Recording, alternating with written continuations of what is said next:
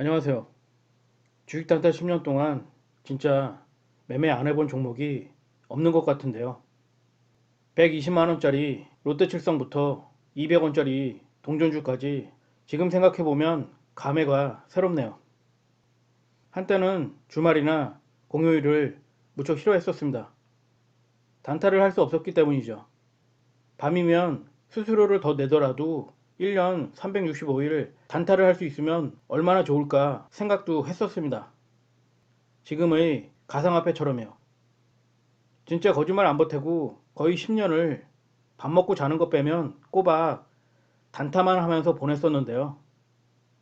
그리고 단타로 다 털리고 깨달았죠.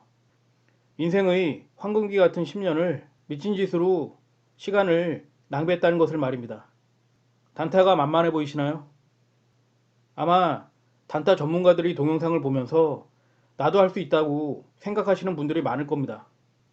뭐 저도 초보 시절에는 그랬었으니까요. 하지만 이론과 현실에는 괴리가 존재한다는 걸 아셔야 합니다. 성공하기 위해서 수반됐던 무수한 실행착오에 대한 과정이 빠져 있기 때문입니다. 그게 별거 아닌 것 같지만 바로 그게 성공의 핵심 열쇠죠.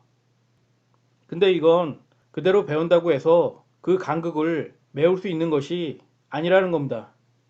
큰 착각이죠. 이론은 고정되고 통제된 상황에서만 가능하기 때문입니다.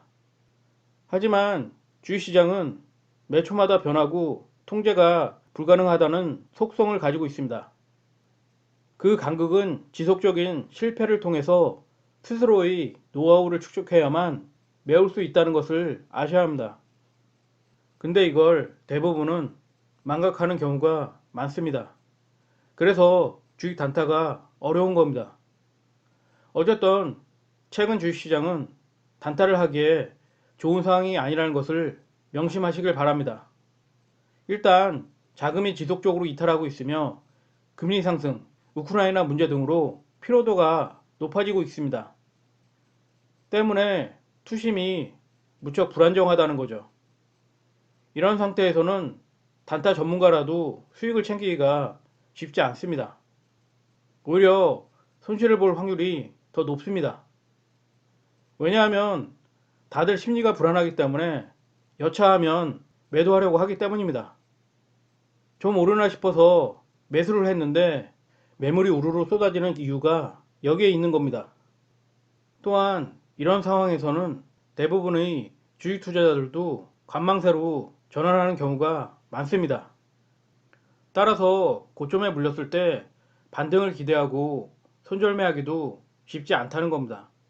그렇게 되면 단 한 번의 단타 매매 실수로도 손실이 무척 커질 확률이 높아지는 거죠.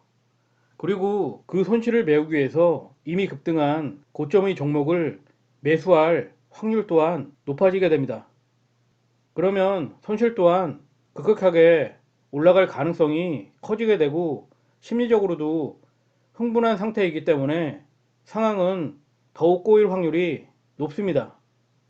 이렇게 되면 며칠 만에 원금의 20%에서 30%가 날아가는 건 아무것도 아닙니다. 따라서 이런 시기에는 단타를 쉬는 것도 나쁘지 않습니다. 휴식을 갖는 거죠. 하지만 정 단타를 하시겠다면 원금의 20% 내로 오전 10시 30분까지만 하는 게 좋다고 봅니다. 특히 이때 남은 원금은 다른 계좌에 이체시켜 놓는 게 좋습니다. 단타 매매를 하다가 보면 자신도 모르게 같은 주식 계좌의 남은 원금에 손을 대는 경우가 많기 때문입니다. 절대 이 원칙은 지키시길 바랍니다.